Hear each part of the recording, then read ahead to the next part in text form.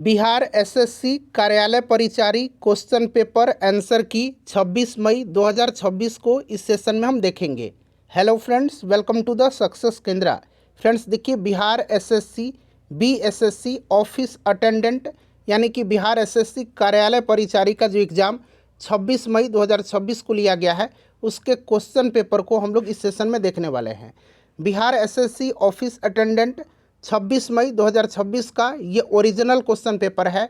और देखिए, जो लोग भी इस बार जो नए कैंडिडेट्स हैं, जिन्होंने 2025 में जो बिहार एसएससी कार्यालय परिचारी का वैकेंसी आया हुआ था, उन्होंने जो फॉर्म फिलअप किया हुआ है, वो लोग देख लीजिए कि मेंस में जो है कैसा प्रश्न पूछा जाता है, मेंस का एग्ज़ाम पैटर्न क्या है, सिलेबस क्या है। चलिए सेशन स्टार्ट करते हैं। एक बार सभी लोग पहले इसको लाइक कर दीजिए और जब कंप्लीट देख लीजिएगा तो एक ग्रुप में इसको ज़रूर शेयर कर दीजिएगा।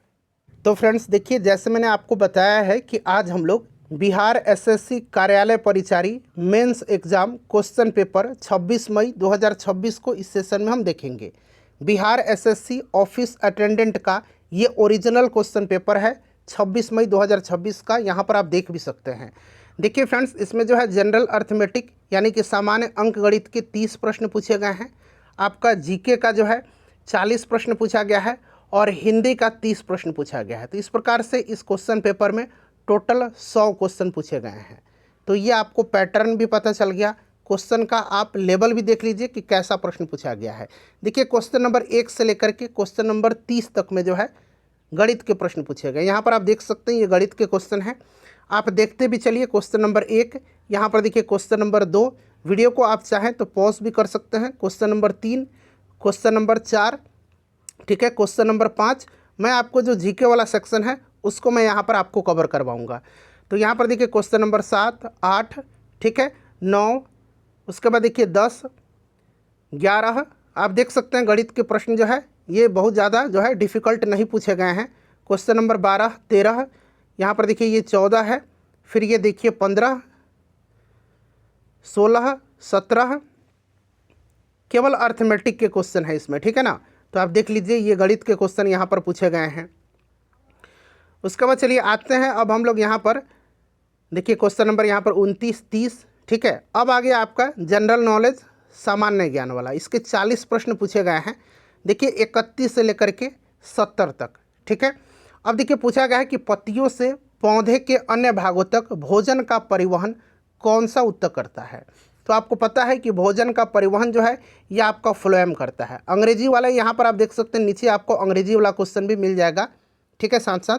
तो जो अंग्रेजी के स्टूडेंट हैं, अंग्रेजी मीडियम के, उनको भी सुविधा होगी। तो आपको पता है कि ये फ्लोएम करता है। और फ्लोएम और जाइलम ये आपको पता है जटिल अस्थायी ऊतक हैं। पौधों में जटिल अस्थायी ऊतक कौन सा है? तो आपका जाइलम, जो जल और खनिज लवण का परिवहन करता है। और फ्लोएम जो है ये भोजन का, भोज्य पदार्थ का परिवहन करता है, ठीक है। उसके बाद देखिए अगला प्रश्न पूछा गया कि भारत में, थोड़ा सा और मैं बड़ा कर देता हूँ, ठीक है, अब दिख रहा होगा कि भारत में यूनिफाइड पेमेंट्स इंटरफेस, जिसको कि हम लोग यूपीआई बोलते हैं, यूपीआई का प्रबंधन कौन सा संगठन करता है। तो देखिए भारत में यूनिफाइड पेमेंट्स इंटरफेस का प्रबंधन और संचालन भारतीय राष्ट्रीय भुगतान निगम, भारतीय राष्ट्रीय भुगतान निगम, जिसको कि एनपीसीआई कहा जाता है, इसी के द्वारा किया जाता है। अब देखिए एनपीसीआई का फुल फॉर्म भी पूछा जा सकता है कभी ना कभी। तो एनपीसीआई का फुल फॉर्म याद रखिएगा, national payments corporation of India, ठीक है। और यूपीआई का फुल फॉर्म हो गया यूनिफाइड पेमेंट्स इंटरफेस। ये कई दफ़ा एग्जाम में इसका फुल फॉर्म पूछा गया है। तो आप एनपीसीआई का भी आप फुल फॉर्म याद रखिएगा, national payments corporation of India.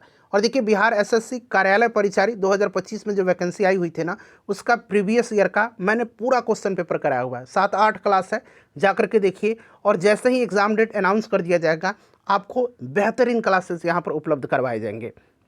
चलिए उसके बाद देखिए हरित क्रांति की शुरुआत के समय भारत की कृषि मंत्री कौन थे। अब देखिए ये थोड़ा सा आपको लगेगा कि बार बार पूछा जाता है कि भारत में हरित क्रांति के जनक कौन है। तो भारत में हरित क्रांति के जनक डॉक्टर एम.एस. स्वामीनाथन हैं। विश्व में अगर पूछे जाएगा हरित क्रांति के जनक तो डॉक्टर नॉर्मन बोरलॉग हैं, ठीक है। और भारत में जो हरित क्रांति की शुरुआत होती उस समय भारत के कृषि मंत्री कौन थे। तो उस समय भारत के जो केंद्रीय खाद्य एवं कृषि मंत्री थे ये कौन थे। तो ये चिदम्बरम सुब्रमण्यम थे, यानी कि सी सुब्रमण्यम, सी से चिदम्बरम, सुब्रमण्यम थे। ठीक है, ध्यान रखिएगा, ये इंपॉर्टेंट है। और वर्गीज कुरियन को भारत में श्वेत क्रांति का जनक माना जाता है। ठीक है ना, ऑपरेशन फ्लड जो है ये दुग्ध उत्पादन से संबंधित है, श्वेत क्रांति से। चलिए, उसके बाद नेक्स्ट क्वेश्चन है हमारा है कि निम्नलिखित में से कौन सा जल निकाय अंडमान द्वीप समूह को निकोबार द्वीप समूह से अलग करता है, बताइए। तो आपको याद होगा कि अंडमान द्वीप समूह को निकोबार द्वीप समूह से जो 10 डिग्री चैनल है, यहाँ पर देखिए 10 डिग्री चैनल, 10 डिग्री चैनल, यही जो है अलग करता है। ठीक है ना, यह अलग करता है। क्लियर, ध्यान रखिएगा। और ये बंगाल की खाड़ी में स्थित है। अगला प्रश्न देखिएगा, अगला प्रश्न पूछा गया है कि बिहार में कौन सा स्थान भगवान महावीर के निर्वाण प्राप्ति का स्थान माना जाता है। तो भगवान महावीर का निर्वाण यानी कि मोक्ष स्थल जो है ये आपको पता है कि ये पावापुरी है। पावापुरी नालंदा जिला में पड़ता है, ये भी ध्यान रखिएगा। और पावापुरी में आपको याद होगा ना कि पावापुरी में एक प्रसिद्ध जल मंदिर है। पूछा भी जाता है कि जल मंदिर कहाँ पर है बिहार में, तो जल मंदिर जो है ये पावापुरी में है। ठीक है ना, ध्यान रखिएगा आप। क्लियर। अच्छा, ये तो निर्वाण प्राप्ति हो गया। भगवान महावीर का जन्म कहाँ पर हुआ था, तो वैशाली के निकट कुंडग्राम में हुआ था। ठीक है ना, कुंडग्राम वहीं पर हुआ था। चलिए, उसके बाद देखिएगा कि राष्ट्रीय गीत वंदे मातरम किसने लिखा है। तो वंदे मातरम बंकिम चंद्र चट्टोपाध्याय। ठीक है ना, ध्यान रखिएगा, आनंद मठ से लिया गया है ये। तो ये सिंपल सा क्वेश्चन आप जीके जीएस के भी देख सकते हैं।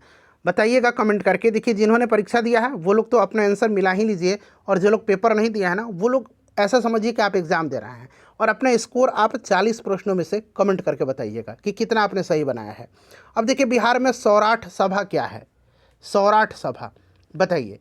तो देखिए, सौराठ सभा जो है ना ये मिथिलांचल क्षेत्र में जो लगता है ये सौराठ सभा, और ये लगभग 700 साल पुरानी एक अनूठी परंपरा है, जिसमें जो है जिसको बोलचाल की भाषा में दूल्हा का मेला बोला जाता है। तो आप समझ गए, दूल्हा का मेला से विवाह संबंधी बातचीत के लिए सौराठ में मैथिल ब्राह्मणों का एक जमावड़ा होता है ये। ठीक है ना, इसमें जो है मैथिल ब्राह्मणों की विवाह तय किए जाते हैं। तो इस चीज़ को आप ध्यान रखिएगा। ऑप्शन नंबर यहाँ पर सी करेक्ट आंसर हो जाएगा। उसके बाद देखिएगा कि चौसा तापीय विद्युत संयंत्र, चौसा तापीय विद्युत संयंत्र थर्मल पावर प्लांट, ये बिहार के किस जिला में है, तो ये बिहार के बक्सर में है, बिहार के बक्सर में है। और कांटी है, कांटी कहाँ पर है, कांटी थर्मल पावर प्लांट, तो ये मुजफ्फरपुर जिला में है कांटी। ठीक है, इसे भी आप ध्यान रखिएगा। और अभी जो है बक्सर जिला का एक गोकुल जलाशय है, गोकुल जलाशय, गोकुल जलाशय बक्सर जिला का, जिसको कि रामसर स्थल का दर्जा दिया गया है। ठीक है, गोकुल जलाशय कहाँ पर है पूछा जाएगा तो बक्सर जिला में। अभी इसको रामसर स्थल का दर्जा कुछ दिन पहले दिया गया था, ध्यान रखिएगा। उसके बाद देखिएगा कि भारतीय रेलवे द्वारा हाल ही में तैनात किया गया पहला मानवाकार रोबोट अर्जुन, यहाँ पर देखिए थोड़ा सा ये बड़ा क्वेश्चन है। हाँ, अब दिख रहा है ना आपको पूरा। भारतीय रेलवे द्वारा हाल ही में तैनात किया गया पहला मानवाकार रोबोट ASC अर्जुन, यहाँ पर देखिए अंग्रेजी में सुविधा होगा, ASC अर्जुन अभी रिसेंटली जो है किस रेलवे स्टेशन पर है, तो ध्यान दीजिएगा, ये जो है आपका विशाखापट्टनम में है। कहाँ पर है, विशाखापट्टनम, विशाखापट्टनम रेलवे स्टेशन पर। ठीक है ना, ये पहला स्वदेशी ह्यूमनॉइड यानी कि मानव रूपी रोबोट है ASC अर्जुन, और ये आंध्र प्रदेश में विशाखापट्टनम पर जो स्टेशन है उसी पर तैनात किया गया है।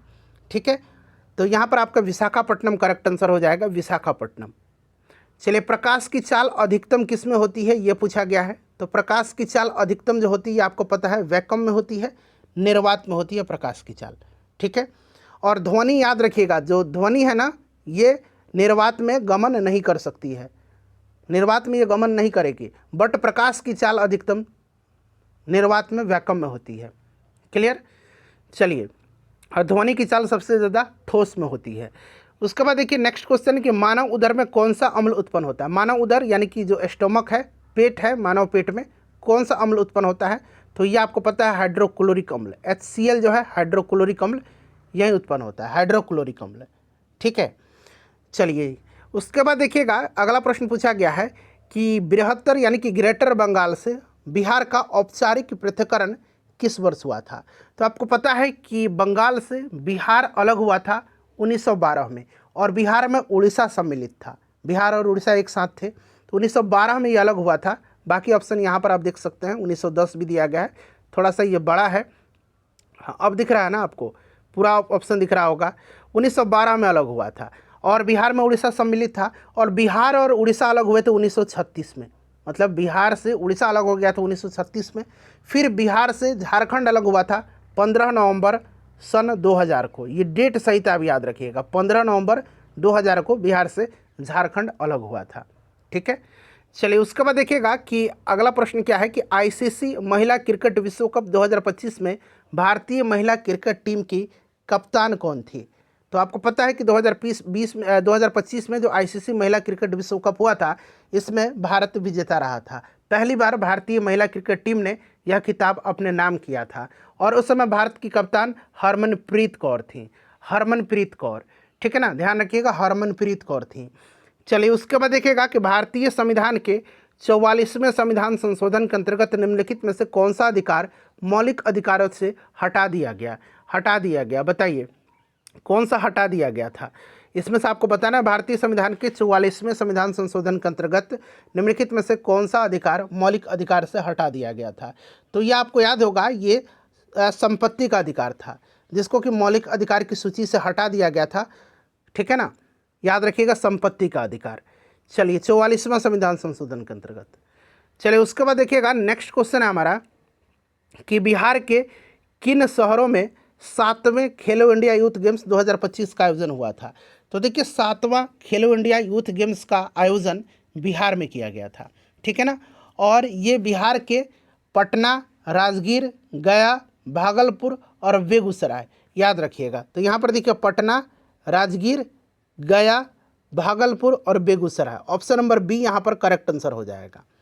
ठीक है, काफ़ी इंपॉर्टेंट है ये। चलिए उसके बाद देखिएगा कि फ्लेमिंग के दक्षिण हस्त नियम, यानी कि फ्लेमिंग का जो राइट हैंड रूल है, इसका उपयोग किसकी दिशा निर्धारित करने के लिए किया जाता है, बताइए। तो देखिए फ्लेमिंग का जो दाहिने हाथ का नियम है, फ्लेमिंग का जो राइट हैंड रूल है, इसका उपयोग चुंबकीय क्षेत्र में गतिमान चालक में उत्पन्न जो इंड्यूस्ड करंट है, यानी कि आपका प्रेरित विद्युत धारा है, उसी की दिशा निर्धारित करने के लिए किया जाता है। तो यहाँ पर देखिए इंड्यूस्ड करंट यानी कि प्रेरित जो आपका विद्युत धारा है, उसी की दिशा निर्धारित करने के लिए फ्लेमिंग का राइट हैंड रूल का उपयोग किया जाता है। ठीक है, और यह नियम मुख्य रूप से विद्युत जनरेटर यानी कि इलेक्ट्रिक जनरेटर की कार्यप्रणाली को समझने और दिशा ज्ञात करने के लिए उपयोग किया जाता है।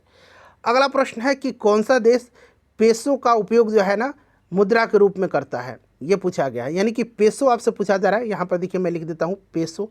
पेसो कहाँ की करेंसी है, तो ये यहाँ पर ऑप्शन में देखिए मैक्सिको दिया गया है। चीन का तो रेनमिनबी है, भारत का रुपया है, नेपाल का भी रुपया है। ठीक है ना, तो मैक्सिको यहाँ पर करेक्ट आंसर हो जाएगा। Which country used peso as its currency, तो मैक्सिको। उसके बाद देखिएगा कि निम्नलिखित में से किस उपकरण का उपयोग सूक्ष्म विद्युत धाराओं का पता लगाने के लिए किया जाता है।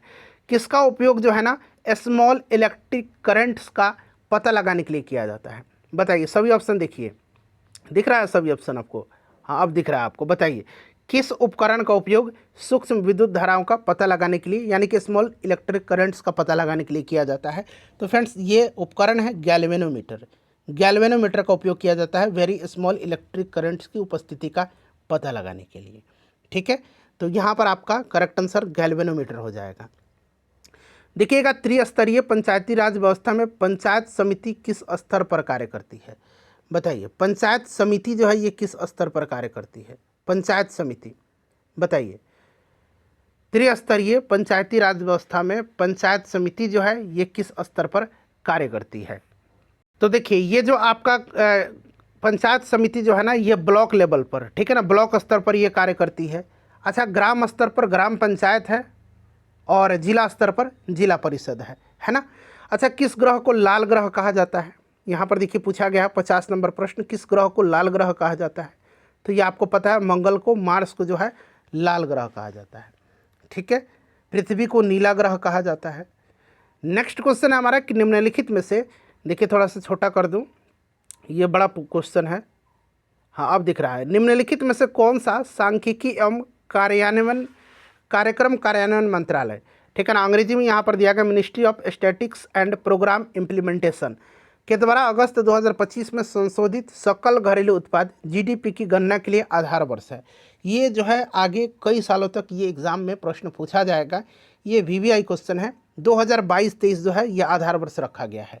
ठीक है, भारत में सांख्यिकी एवं कार्यक्रम कार्यान्वयन मंत्रालय, ठीक है ना, ये जो सकल घरेलू उत्पाद है इसकी गणना के लिए आधार वर्ष 2022-23 रखा हुआ है। उसके बाद देखिए भारत में पहला सावधि ऋण संस्थान कौन सा था? पहला सावधि ऋण संस्थान तो ये था भारतीय औद्योगिक वित्त निगम, अंग्रेजी में इसको बोलते हैं industrial finance corporation of India, short में इसको लिखा जाता है IFCI। IFCI का भी आप फुल फॉर्म याद रख सकते हैं। ये आपका नाबार्ड का है फुल फॉर्म, ठीक है, और ये IDB बैंक का है, IDB। चलिए उसके बाद देखिएगा अगला प्रश्न है हमारा कि बिरसा मुंडा की 150वीं जयंती समारोह का उद्घाटन कहाँ पर किया गया था? तो जो भगवान बिरसा मुंडा हैं इनकी 150वीं जयंती आपको पता है, इसका उद्घाटन नरेंद्र मोदी के द्वारा बिहार के जमुई में किया गया था। तो यहाँ पर देखिए जमुई बिहार करेक्ट आंसर हो जाएगा, जमुई में किया गया था, ठीक है ना। और जनजातीय गौरव दिवस के रूप में 15 नवंबर को चिन्हित किया गया, 15 नवंबर, ठीक है ना, 15 नवंबर को जनजातीय गौरव दिवस के रूप में मनाया जाता है। ये बिरसा मुंडा का जो है जन्मदिन है ये इस दिन। चलिए उसके बाद देखिएगा बिरसा मुंडा से कुछ याद आ रहा है? मुंडा विद्रोह जो 1899-1900 ईस्वी में हुआ था बिरसा मुंडा के नेतृत्व में, ठीक है। चलिए पश्चिमी भारत में शुष्क क्षेत्रों में भूमिगत टैंकों में, टैंक है ये, इधर देखिएगा अंडरग्राउंड टैंक्स, ठीक है, भूमिगत टैंकों में एकत्रित और संग्रहित जल को स्थानीय रूप से जाना जाता है। स्थानीय रूप से निम्नलिखित में से किस नाम से जाना जाता है? तो फ्रेंड्स इसको जाना जाता है पालर पानी के नाम से, ठीक है ना, पालर पानी के नाम से। राजस्थान वगैरह में इसको पालर पानी के नाम से, यहाँ पर देखिए पालर पानी दिया गया है, ध्यान रख लीजिएगा, पालर पानी के नाम से जाना जाता है। चलिए निम्नलिखित में से कौन लोकप्रिय रूप से बिहार विभूति के नाम से जाने जाते हैं? बिहार विभूति के नाम से। तो देखिए बिहार विभूति और बिहार केसरी, बिहार केसरी श्री कृष्ण सिंह को कहा जाता है, बिहार विभूति डॉक्टर अनुग्रह नारायण सिन्हा को कहा जाता है, ठीक है ना, अनुग्रह नारायण सिन्हा को। श्री कृष्ण सिंह को बिहार केसरी कहा जाता है, बिहार केसरी, ठीक है ना, जैसे कि आपको पता है पंजाब केसरी लाला लाजपत राय को कहा जाता है, उसी प्रकार से बिहार केसरी श्री कृष्ण सिंह को कहा जाता है, और बिहार विभूति डॉक्टर अनुग्रह नारायण सिन्हा को कहा जाता है। उसके बाद देखिएगा कि ऑक्सीकरण होने पर वसा और तेल क्या होता है? तो देखिए जब वसा और तेल ऑक्सीकृत होते हैं ना तो वे खराब होकर बासी हो जाते हैं, और इस प्रक्रिया को विकृत गंधिका कहा जाता है। अंग्रेजी में इसको रैंसिडिटी कहा जाता है। यहाँ पर देखिए रैंसिड कहा गया ना, तो अंग्रेजी में इसको रैंसिडिटी कहा जाता है, रैंसिडिटी इसको बोला जाता है, रैंसिडिटी, और विकृत गंधिका का बोला जाता है इसको, ठीक है। चलिए उसके बाद नेक्स्ट क्वेश्चन है कि कौन सा तत्व पन्ने में हरा रंग और मानिक में लाल रंग देता है? देखिए पन्ना में ये हरा रंग देगा और मानिक में ये लाल रंग देता है। वहीं पूछा गया कौन सा एलिमेंट है जो पन्ना में हरा रंग यानी कि ग्रीन कलर और मानिक में यानी कि एमराल्ड्स में रेड कलर देता है? बताइए, मतलब पन्ना में यानी कि एमराल्ड्स में ग्रीन कलर और रूबी में रेड कलर। तो फ्रेंड्स ये आपका कौन सा है? क्रोमियम है, क्रोमियम यहाँ पर हो जाएगा। तो देखिए ऑप्शन नंबर बी में यहाँ पर क्रोमियम दिया गया है, ठीक है, क्रोमियम। पन्ना यानी कि एमराल्ड्स में ये हरा रंग देता है और रूबी में यानी कि मानिक में ये लाल रंग देता है। उसके बाद देखिए आरएनए का फुल फॉर्म यहाँ पर पूछा गया है, बताइए, सिंपल सा क्वेश्चन है। आरएनए, आरएनए का फुल फॉर्म तो राइबो न्यूक्लिक एसिड होता है आरएनए, ठीक है ना। चलिए उसके बाद नेक्स्ट क्वेश्चन देखिए पूछा गया है कि नालंदा महाविहार एक महान बौद्ध मठ विश्वविद्यालय किस राजा के शासनकाल में स्थापित किया गया था? तो नालंदा विश्वविद्यालय की स्थापना कुमारगुप्त प्रथम ने किया था, आपको भी याद होगा। विक्रमशिला पूछता तो धर्मपाल ने किया था, पाल वंश का शासक धर्मपाल ने विक्रमशिला विश्वविद्यालय की स्थापना किया था, ठीक है। अच्छा अगला प्रश्न है कि बिहार में चंपारण सत्याग्रह किसने और कब शुरू किया था? तो आपको याद होगा कि चंपारण सत्याग्रह किसने किया था? महात्मा गांधी ने। कब? तो 1917 में, ठीक है, 1917 में। राज्य का राज्यपाल कौन नियुक्त करता है? तो देखिए राज्य का राज्यपाल जो है ना ये नियुक्त कौन करता है? तो ये राष्ट्रपति करते हैं। कौन करता है? प्रेसिडेंट करता है। और वर्तमान में बिहार के राज्यपाल कौन है उनका नाम आप मुझे अभी कमेंट करके बताइए, वर्तमान में बिहार के राज्यपाल कौन है? चलिए वर्षा, हिमपात, सहिम वृष्टि और ओलावृष्टि किसके रूप में है? यहाँ पर अंग्रेजी में हम पढ़ेंगे। रेन, स्नो, स्लिट, हेल, ये किसके फॉर्म है? तो ये जो फॉर्म है फ्रेंड्स, ये किसके फॉर्म है? तो ये प्रिसिपिटेशन के फॉर्म है, यानी कि वर्षण के फॉर्म है। यहाँ पर देखिए प्रिसिपिटेशन दिया गया है, ये वर्षण के फॉर्म है, याद रखिएगा इस क्वेश्चन को। अगला प्रश्न, किस भारतीय क्रांतिकारी ने मैक्सिकन कम्युनिस्ट पार्टी की स्थापना की? ध्यान से पढ़िए, मैक्सिकन कम्युनिस्ट पार्टी की स्थापना किया था उन्होंने, ठीक है। और बाद में भारत, चीन, यूरोप में एक प्रमुख कम्युनिटर्स, यहाँ पर अंग्रेजी में पढ़िएगा, कम्युनिटर्न, ठीक है ना, कम्युनिटर्न बने थे बाद में। कौन है ये जिन्होंने जो है मैक्सिकन कम्युनिस्ट पार्टी की स्थापना किया और बाद में जो है ये इंडिया, चाइना, यूरोप में एक प्रमुख कम्युनिटर्न बने थे? तो ये एम.एन. रॉय थे। एम.एन. रॉय थे, इन्होंने जो है 1917 में मैक्सिको प्रवास के दौरान पहली बार मैक्सिकन कम्युनिस्ट पार्टी की स्थापना किया था, ठीक है, ध्यान रखिएगा। और फिर आपको याद होगा कि इन्होंने जो है 1920 में ताशकंद, जो अभी उज्बेकिस्तान में पड़ता है, वहाँ पर भारतीय कम्युनिस्ट पार्टी की स्थापना भी किया था। नेक्स्ट है हमारा कि कौन सा नियम धारा, वोल्टता और प्रतिरोध, धारा यानी कि करंट, वोल्टता और प्रतिरोध के बीच जो है संबंध की व्याख्या करता है? तो आपको पता है कि ये ओम्स लॉ है, ओम का नियम है, कोई दिक्कत? ओम का नियम है, ठीक है ना, ओम का नियम, ओम का लॉ है, V=IR, ठीक है।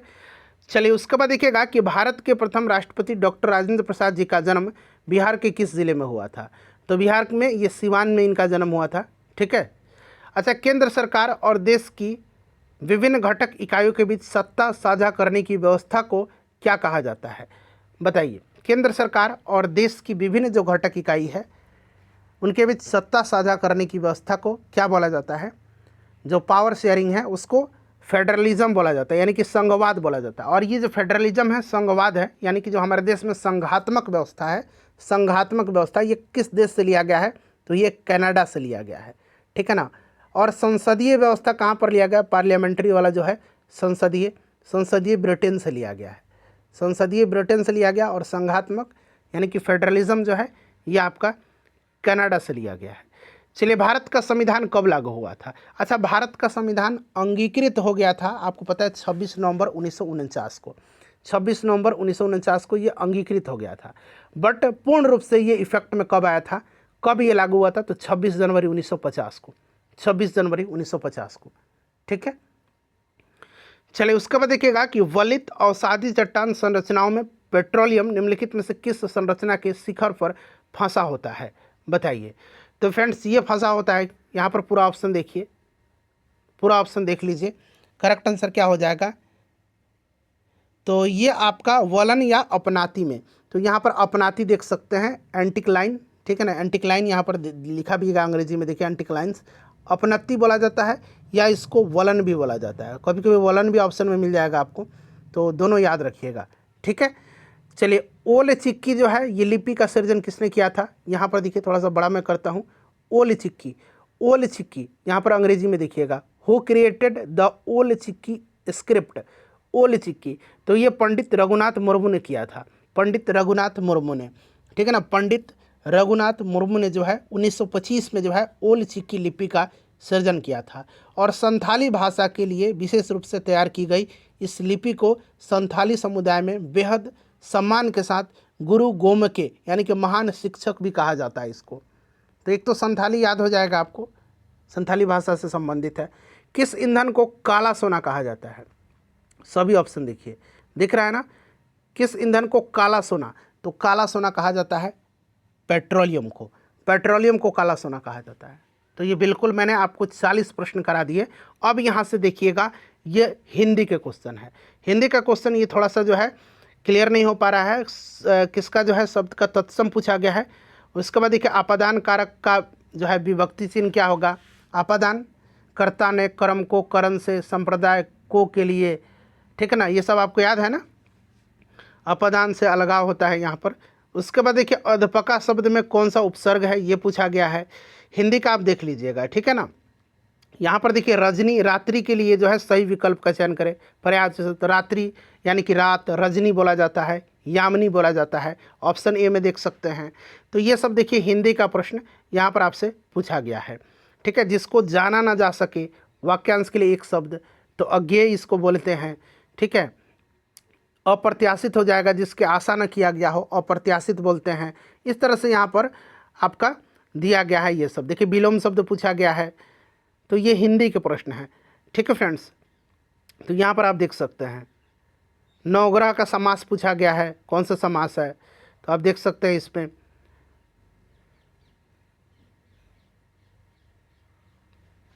देखिए ये आपका है, मतलब हिंदी का क्वेश्चन है, ठीक है।